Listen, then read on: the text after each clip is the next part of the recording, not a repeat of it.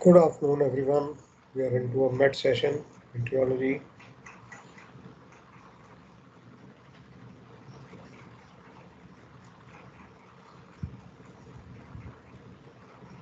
Anticyclones, definitions of cold, ridge, like that.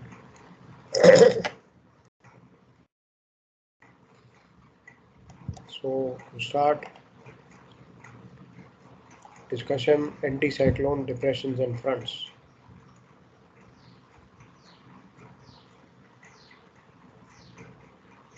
Anticyclone is a high pressure system. High pressure system is called the anticyclone. If you compare with cyclone, that is a low pressure system. Anticyclone is a high pressure system. Under this condition, the anticyclone air is descending, forming area of high pressure at the surface because air is descending. It is reverse of cyclone where air is ascending.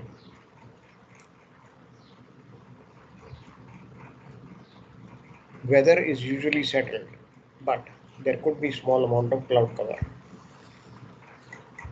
In the northern hemisphere, winds blow in clockwise direction. Isobars are normally wide-shaped, widely spaced. Winds are quite light because the isobars are widely spaced. As you are aware, the winds will be strong if the isobars are closely spaced, which happens in the case of cyclone.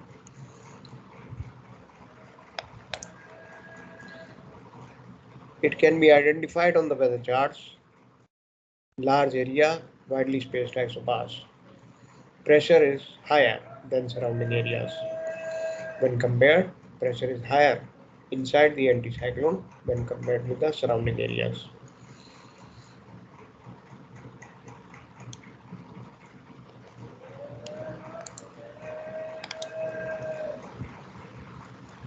Central region of high atmospheric pressure, winds blowing clockwise in northern hemisphere, anti-clockwise in southern hemisphere, as viewed from top, of course.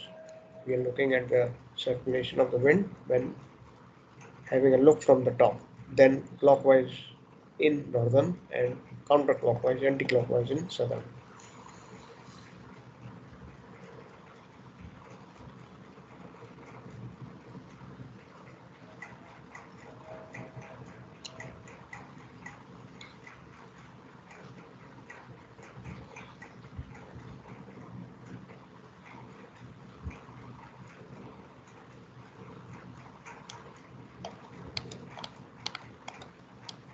On the other hand, cyclone is a storm system of winds that rotates around the center of low atmospheric pressure, while anticyclone rotates around the center of high atmospheric pressure. That is the distinction between them.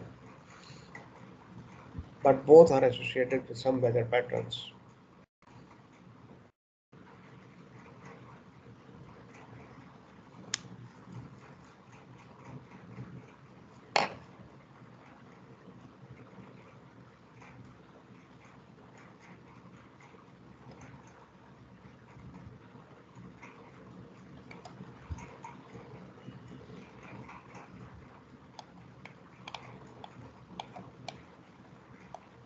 This can lead to a storm, but it will be called anticyclonic storm.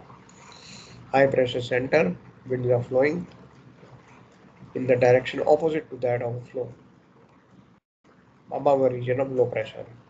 This is opposite, which is cyclone. Storms can create supercell storms that can generate anticyclonic tornadoes. Now, please remember, this can lead to a depression. This can lead to one, and this will also involve what is called a family of depressions, one after the other.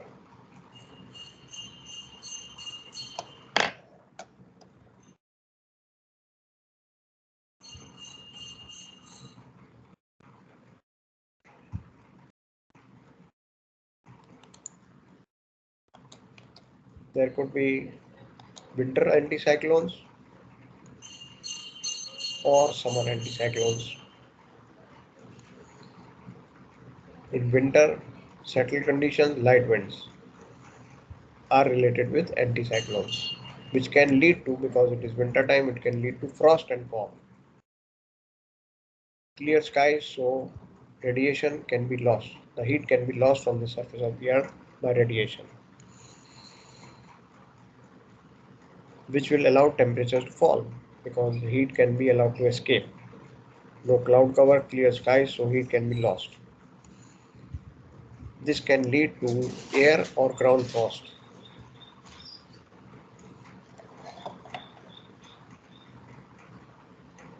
Light winds, which is a requisite requirement for fog, light winds can encourage fog. Encourage fog means it can fog. It can lead to fog formation. If it lingers into the following morning, it will be slow to clear.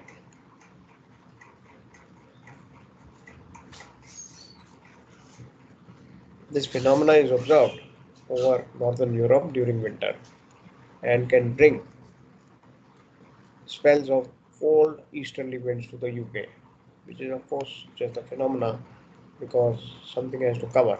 So wind will flow easterly into the UK continent.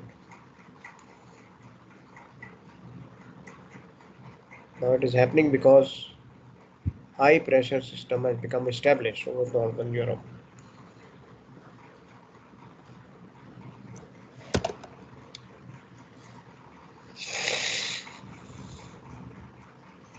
And of course you can have summer anticyclones, which is the opposite.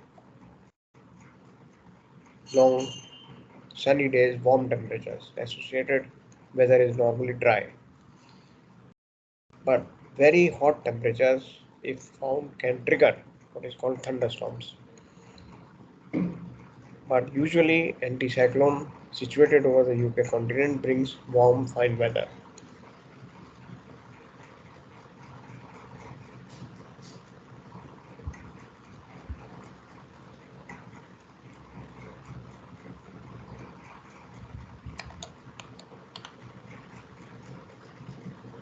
A low pressure system is also called depression. Under a depression, air is always rising from an area of low pressure at the surface. When the air rises, it cools adiabatically, condenses, and helps to encourage cloud formation. Weather is normally cloudy and wet in a low pressure system. Again, when looked from top in northern hemisphere, winds blow in anticlockwise around a depression. Please note this is a cyclone. If you compare with the anticyclone, where winds are blowing from top.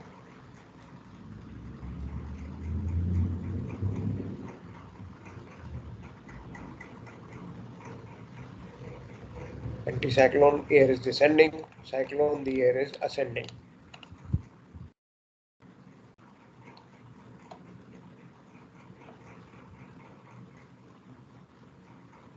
In this case, isobars are normally closely spaced. The interval between them gradient is steep.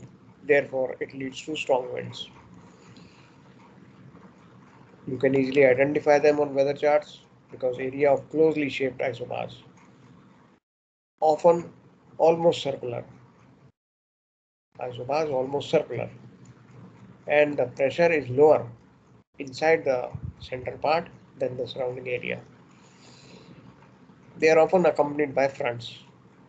Fronts, if you remember, we had talked about it, is the boundary between two different air masses.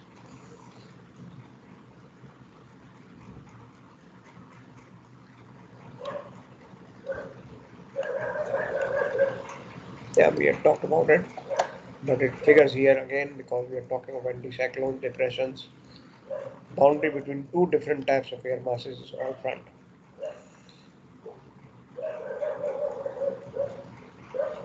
This could be for any reason. They are named according to the type of temperature they leave behind.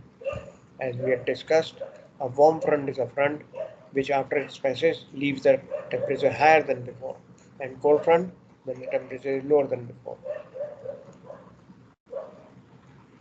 But you can have polar continental front, tropical front, etc., named according to the area of origin.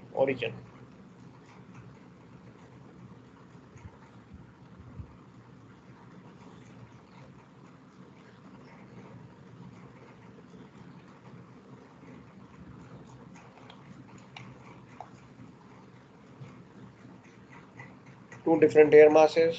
So we have warm front indicating warm air is advancing and rising up over the colder air. Warm air is lighter, less dense than the cold air, of course.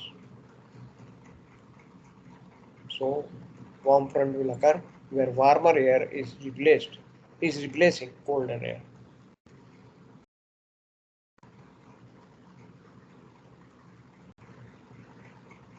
Clouds which form are usually cirrus but high altitude. Although you may have altostratus and stratus also, and nimbostratus at the front. Nimbostratus will bring prolonged spell of rainfall, which is quite heavy, often quite heavy.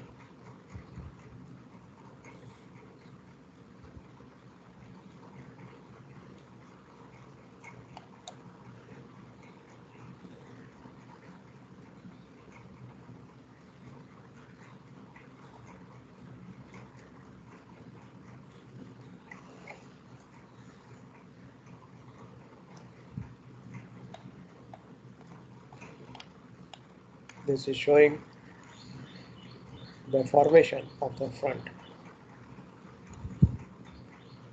High pressure, widely spaced isobars. The center point and then the isobars are quite highly spaced. Gradient is not steep at all. Therefore, you have light winds.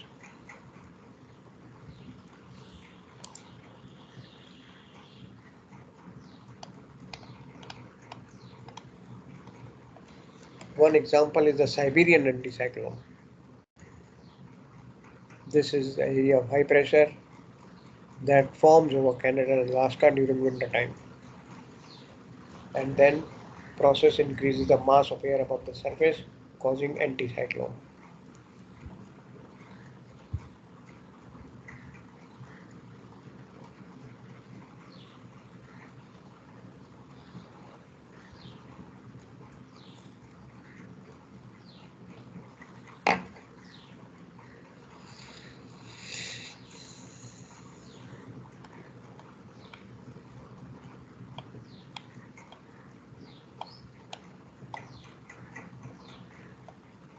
Why do anticyclones bring clear skies and sunshine?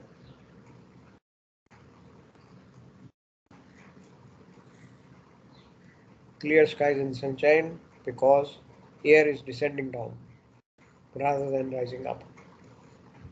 When it rises up, it cools to form clouds. But here, anticyclone, the air is pushing downwards towards the Earth's surface. Therefore, there is no cooling of the air or clouds are not formed. That is why you have areas of high pressure, pretty clear skies.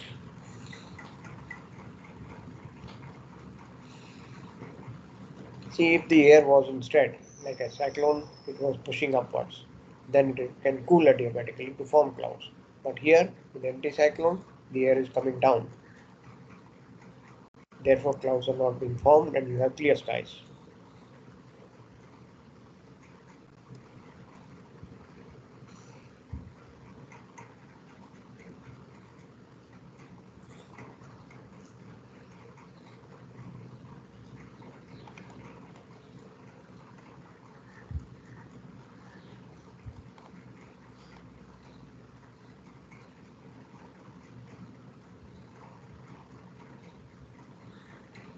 One thing is something to understand. We are comparing. See, we are comparing. There will be some rise of the air also, but we are comparing, and more air is pushing down than rising up. The cumulative result is that the air is pushing down.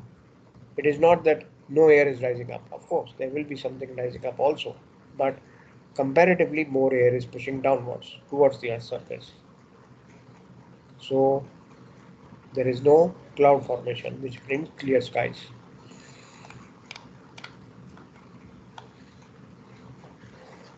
And what about the rotation, anti-clockwise or clockwise? Northern hemisphere anticyclones rotate clockwise.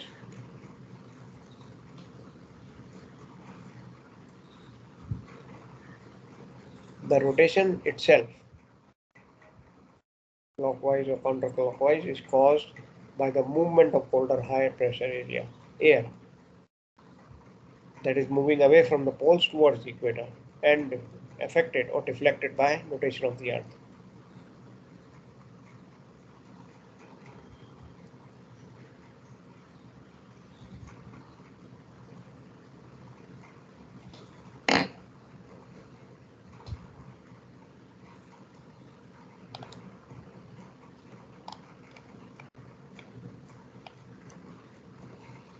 Weather associated with anticyclone will normally be stable, fine weather with clear skies. While when you compare with cyclones, it will be cloudier, wetter, and windier.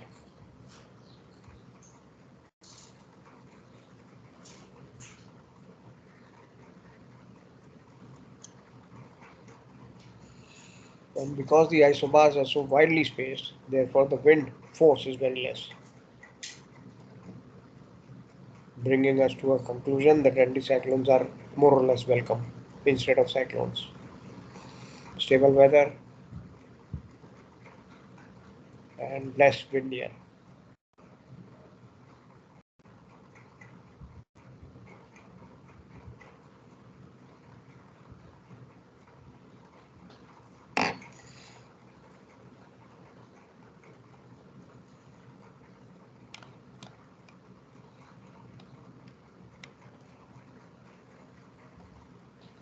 Cyclones are normally followed by anticyclones.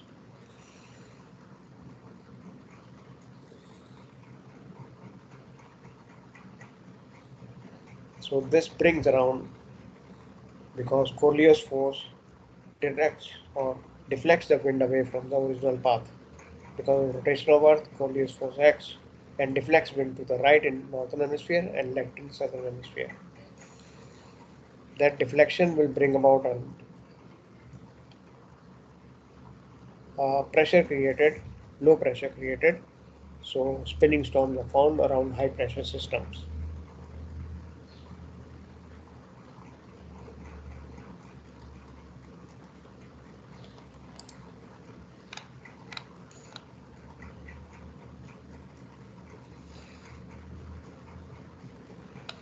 Again, warm and cold front is very simple explanation.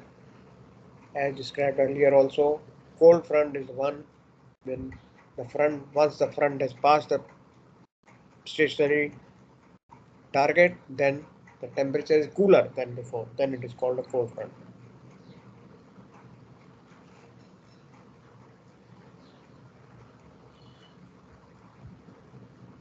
But what is happening is the cold front is pushing underneath warm air because it is heavier, denser than the warm air. Therefore, it pushes underneath the warmer air or lifts it up. Cooler air is replacing warmer air at the surface. That is the phenomena associated with cold front.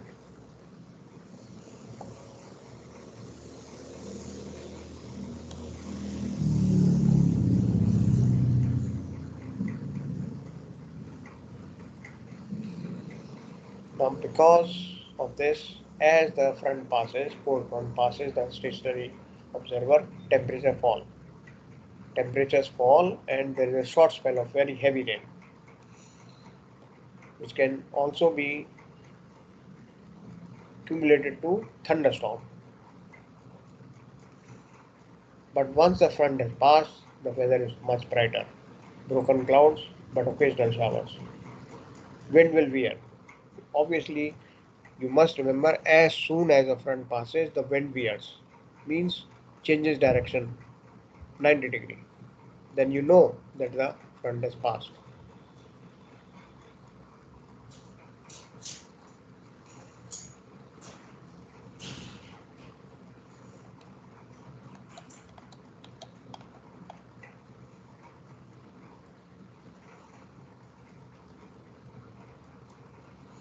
This is just a depiction of how the front will move cross section. Low pressure area here, and this is moving like this.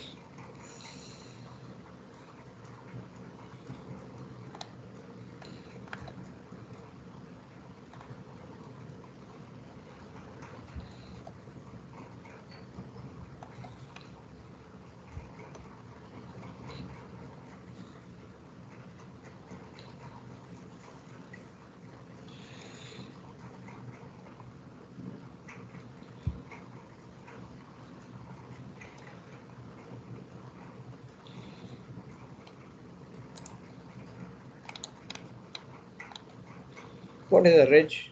This is defined as a wedge-shaped extension of anticyclone between two areas of low pressure. Two areas of low pressure and a wedge-shaped extension of anticyclone is jutting into it between two areas of low pressure. Isobars assume greatest curvature along the axis of the ridge. This is called a ridge. The definition of a ridge is a wedge-shaped extension of an anticyclone between two areas of low pressure. Kindly remember it. This is mentioned. The definition of ridge.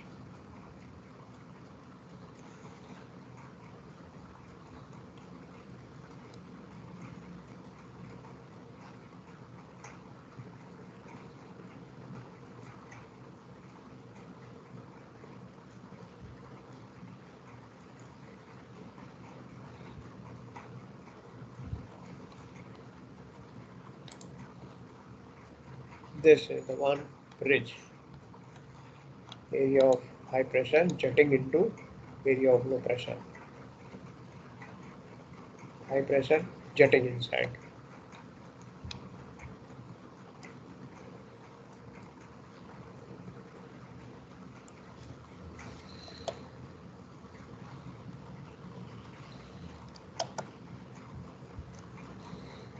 As we had described it, a wedge-shaped extension of anticyclone between two areas of low pressure. Two areas of low pressure. This is the one.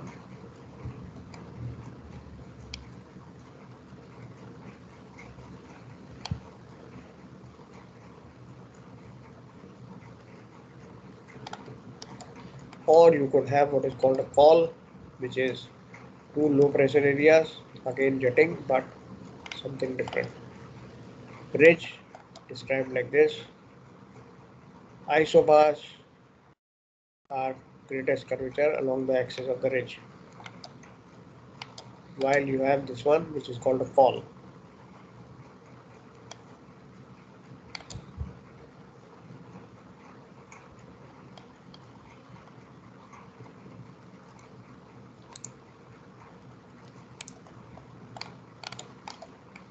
Area of intermediate pressure located between two highs and two lows, which are arranged alternately.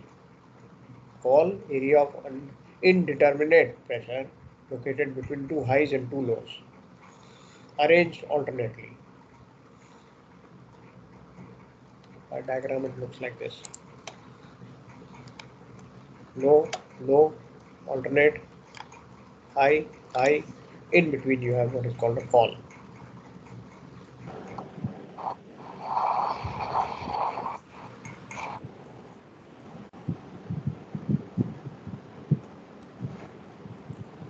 Yes, please, somebody saying something. Rajesh Kumar, are you saying something?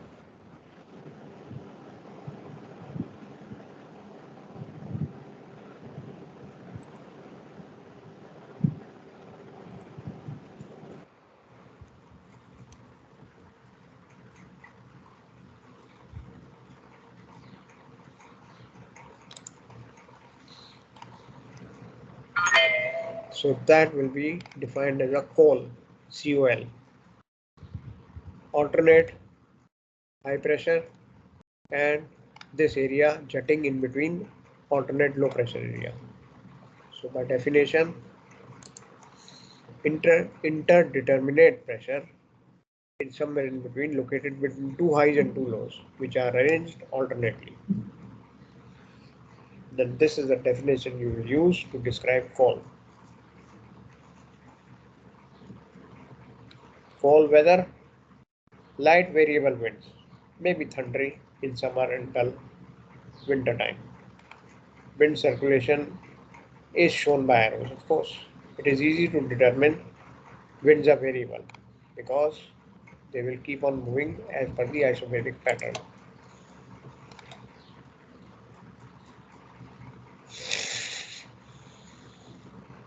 And let us have a look from our book also.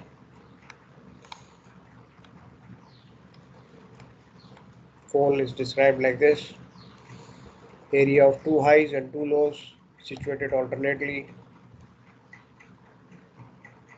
light variable winds, not for long time.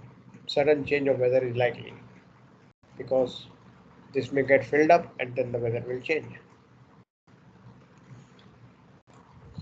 Relative humidity as far as the coal is concerned is very high and lightning can be seen, means thunder and lightning. A coal may be situated between a primary low and a secondary low.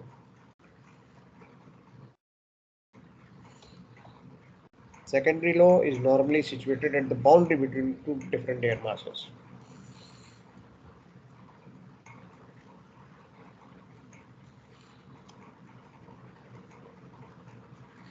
Thunderstorms could be seen or could be experienced.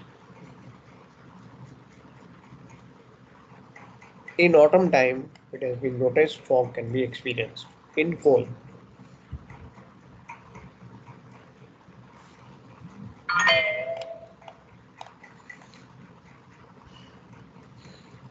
Again, this diagram is depicting it. You may use this one itself. If you are asked to draw a diagram, then this one is good. In northern hemisphere, 1018 MB, coal ka atmospheric pressure. It is surrounded by two alternate low and highs. But when you are reproducing this diagram in exam, you will need to draw these arrows very carefully, circulating.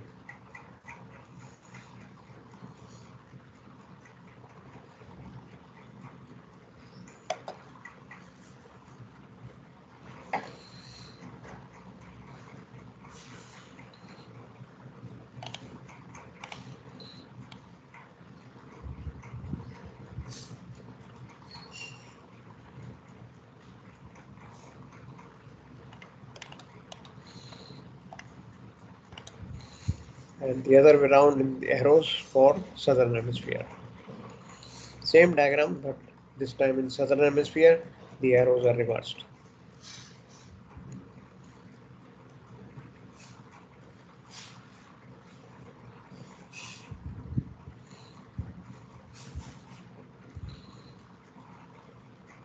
On the other hand, if you are going to define a ridge, then this is an area of high pressure jutting into areas of low pressure.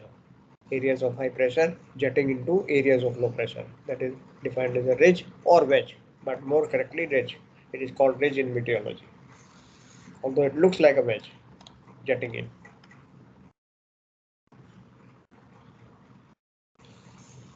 High pressure jutting into areas of low pressure. It is called a ridge. As you can see, high pressure area is in the center and the isobars are 1020, 1016, 1012. So this becomes a low pressure area. This is jutting into it. That is called a ridge.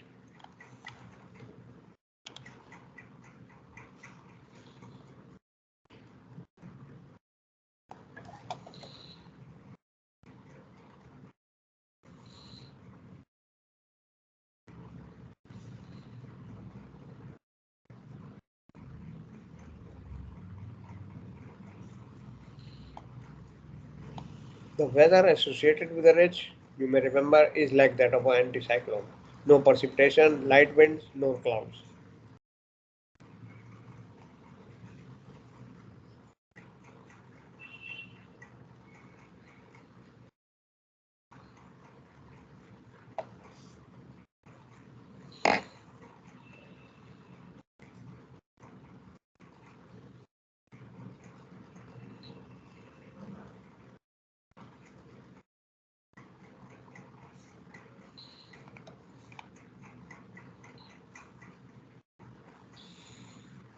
And on the other hand, you have another definition which is also marked trough. Area of low pressure jetting into area of high pressure. You see, ridge has been described as area of high pressure jetting into low pressure, right? Trough, area of low pressure jetting into area of high pressure, opposite.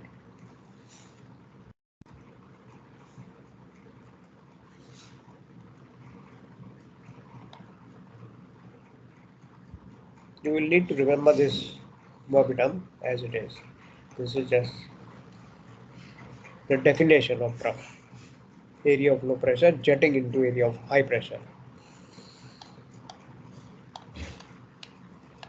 And we are looking at this point.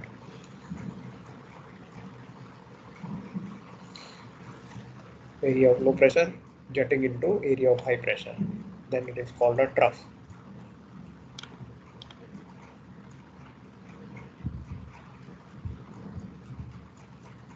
They do not close. These isobars, they are curved, but they are not closed. They are on an open loop.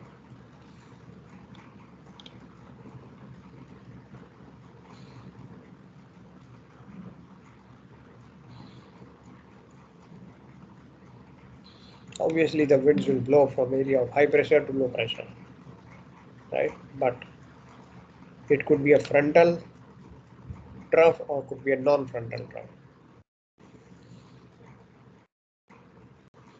So, what is the difference? Frontal trough will be the one which is existing at the boundary between two different air masses.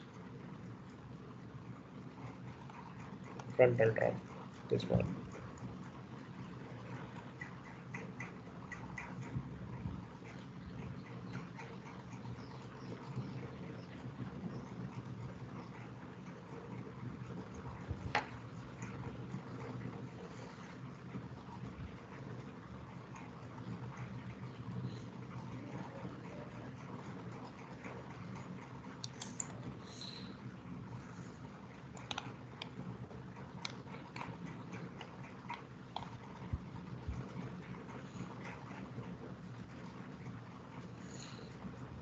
Straight isobars, as the name suggests, is the one which is just running straight, no curves, straight isobars.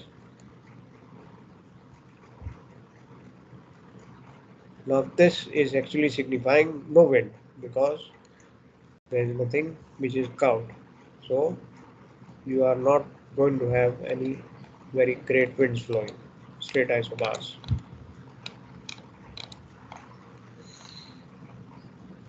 When they start curving, that is the time the wind will take effect, obviously.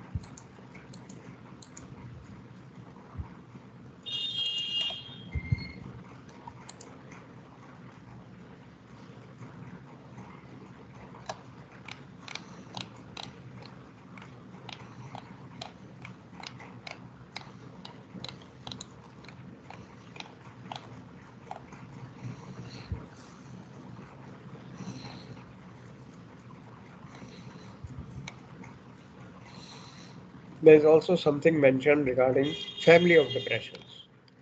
Family of depression. Now this is what? This is a secondary depression formed within isobaric pattern of another depression. Primary depression and then another one formed within the isobaric pattern. Then it is called a family of depressions. That is how it is described in meteorology, family of depressions. This is included in what is called the isobaric patterns.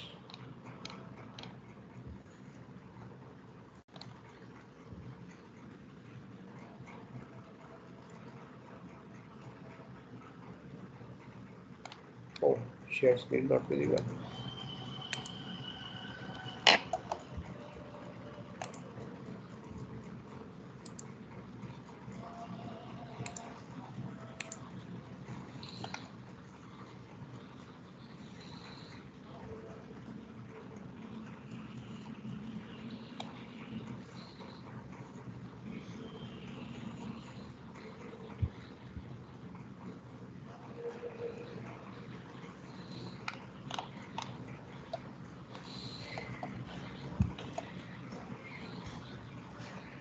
Depression is a common name applied to cyclones, but is used to define movement of air towards areas of low pressure and steer around high pressure regions. Anticyclone is one example of this one. We talk about it like this: high pressure surrounded by low pressure or lesser low pressure.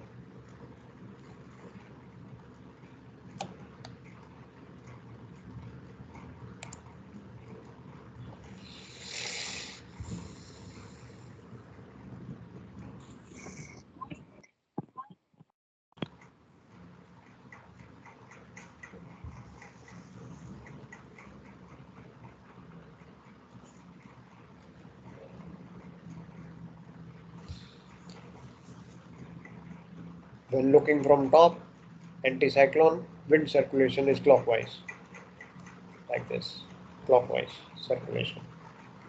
When looked from top, isobars are widely spaced, and surface wind tends to flow outwards from the center. It goes outwards, but blows in clockwise direction.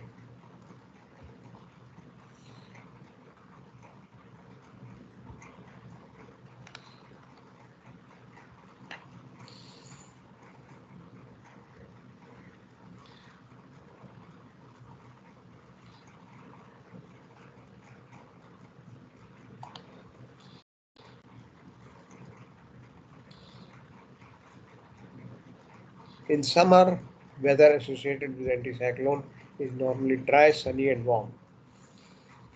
But in winter, there may be two types: cloudless sky and frost or radiation fog, or you may have sky completely obscured by stratus cloud, dull and foggy.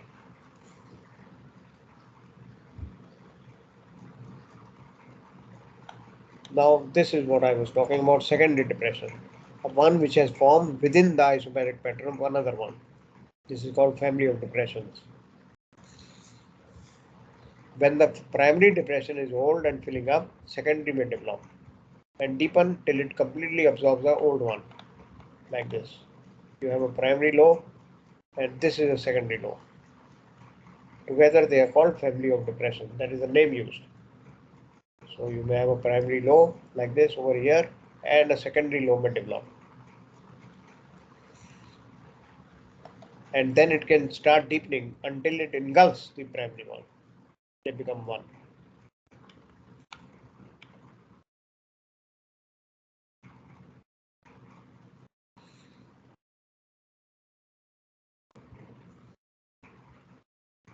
Secondary depressions normally develop into more vigorous systems than the primary one.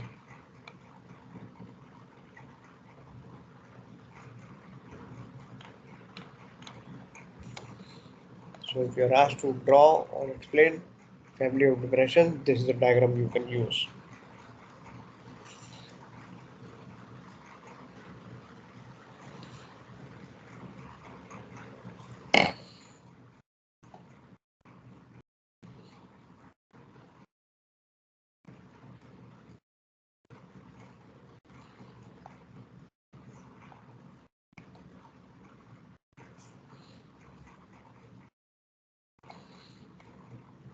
Have you got this diagram with you? Maybe you want to note down or something, because there is a mention about family of depressions in the syllabus. So obviously in meteorology, when you're answering the theory question, you will need to draw some diagrams to get marks.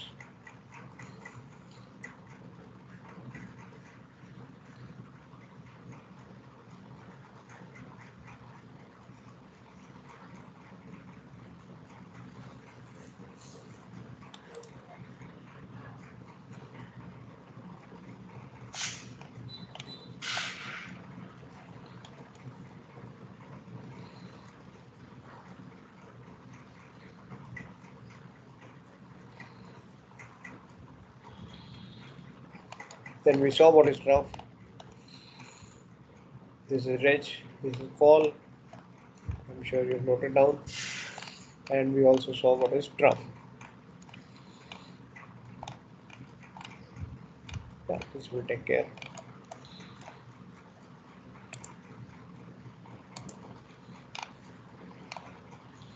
Occlusions.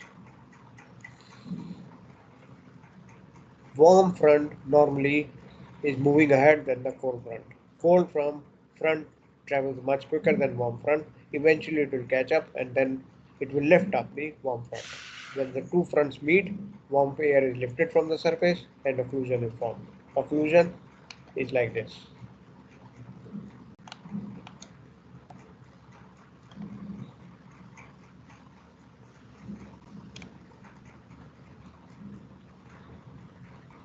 Occlusion basically has the same characteristics, both warm and cold. Weather ahead of occlusion is similar to warm front and behind is similar to cold front because it is a mix.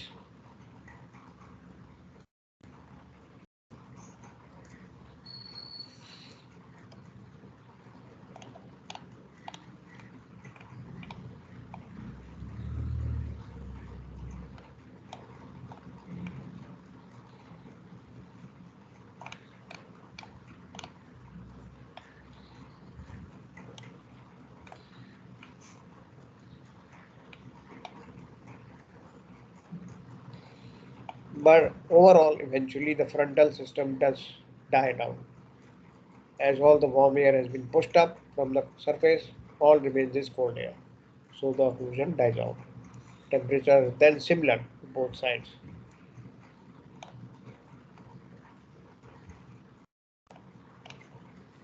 This is an example of a classic depression.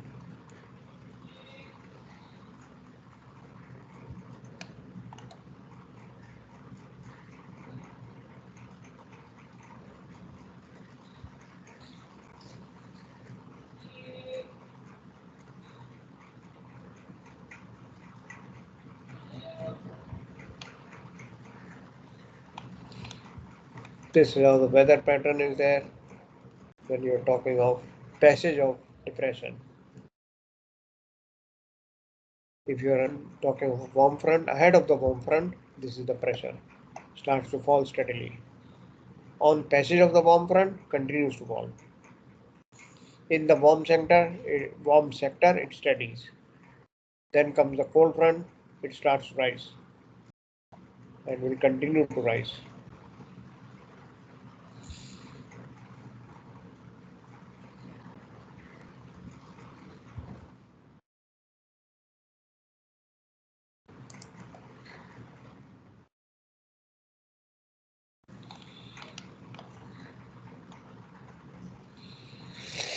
Temperature ahead of the warm front, temperature quite cold, starts to rise. Then passage of warm front continues to rise. Warm sector is quite mild. Passage of cold front is a sudden drop and then will remain cold.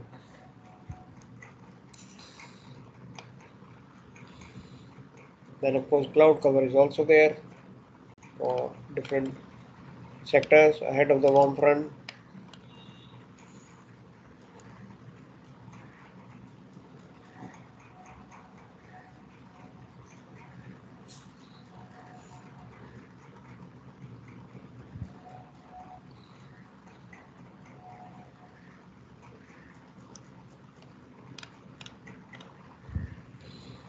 Of course, precipitation is an issue.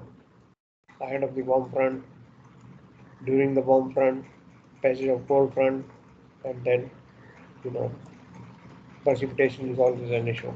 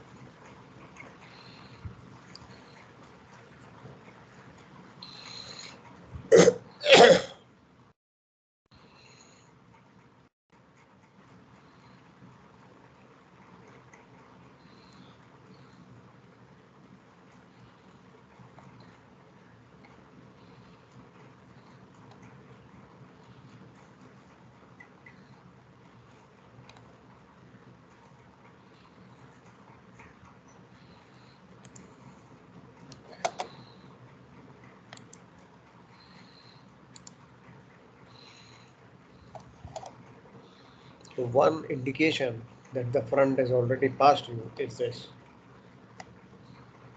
This is a front. Now, as soon as the front has crossed, the wind will veer in northern hemisphere and back in southern hemisphere by 90 degrees. As you can see, it will veer by 90 degrees in northern hemisphere and back by 90 degrees in southern hemisphere. That is a clear indication that the front has passed you. You can now, you know, take another action because the front has already passed you. This is tried out. This is actually seen. If you will experience it, as soon as the front has passed, the wind will change direction by 90 degrees. But of course, the rule is veer in northern hemisphere and back in southern hemisphere. But direction is changed 90 degrees.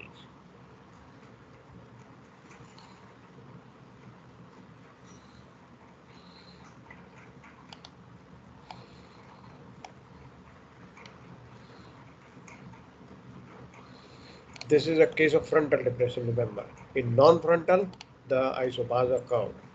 They change direction gradually.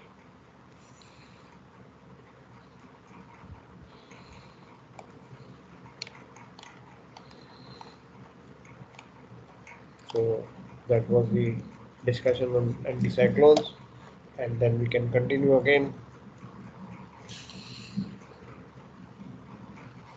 Have you got anything to raise for this particular session? By any chance, something coming to your mind?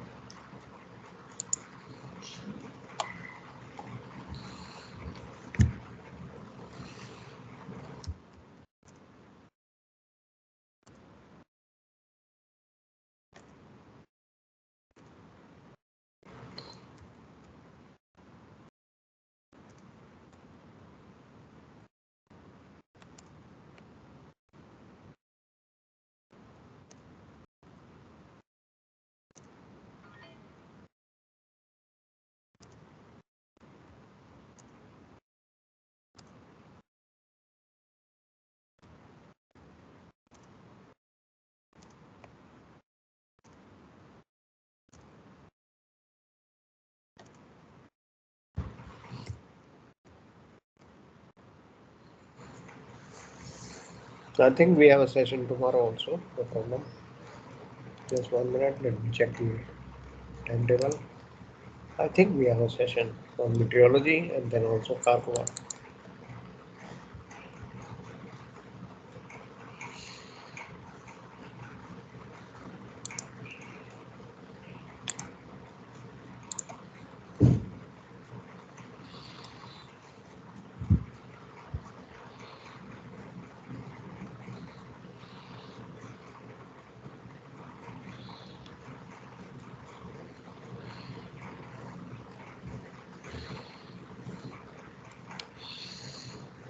Here's one.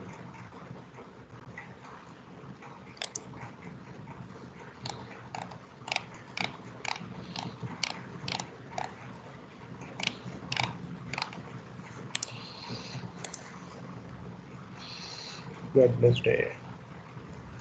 Yeah, we have a session, med session from 10:15, 11:15. We have one session on med, and then of course cargo in the afternoon, 14:30. So we'll catch up.